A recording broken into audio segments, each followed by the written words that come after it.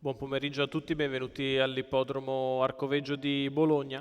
Prossimi avvia i partecipanti alla prima corsa, prova per 3 anni con poca esperienza all'attivo. Il favorito è il numero 4 di Giorgio Joy, problemi per Gran Bella Fi.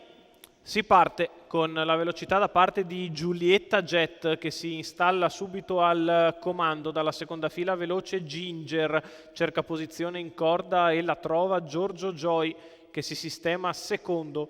All'esterno rimane Glorious Man, poi quarta posizione alla corda per Jalissa che precede il resto del gruppo con tra le prime posizioni anche l'11 di Gianna dei Greppi che si trova ora quarta in corda sulla mossa esterna da parte di Jalissa che va a fare la seconda pariglia esterna. 31,2 per il primo quarto di gara.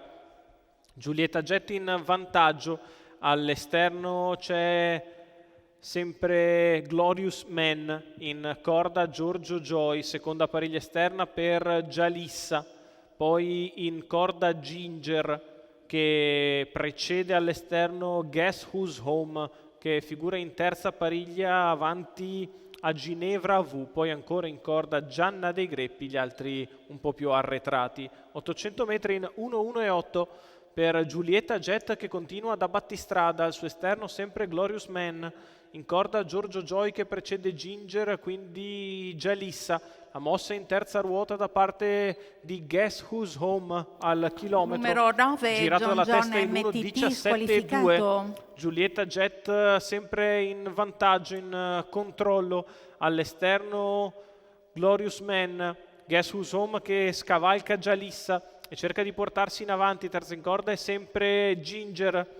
La retta di là in 15,2, prosegue su un buon passo Giulietta Jet che ha messo in difficoltà tutto il treno esterno, sposta Giorgio Joy dalla sua scia, almeno inizia a farlo. La piegata ancora in 15,3, Giulietta Jet è in vantaggio, Giorgio Joy ci prova, gli altri più indietro. Giulietta in evidenza nei confronti di Giorgio, Giulietta Jet che ha sempre quella lunghezza di margine nei confronti di Giorgio Joy. Nel finale Giulietta Jet vince su Giorgio Joy, al terzo posto finisce Ginger. Prime 3 posizioni alla corda sono quelle che completano il podio. 1:16 il ragguaglio cronometrico, 14,4 la bella retta d'arrivo per Giulietta Jet e Giorgio Joy. Andrea Farolfi per Andrea Sarzetto, i colori della scuderia Elida per la figlia di Ridley Express e dell'ottima Tamia Jet che al quarto tentativo in carriera accoglie il primo successo.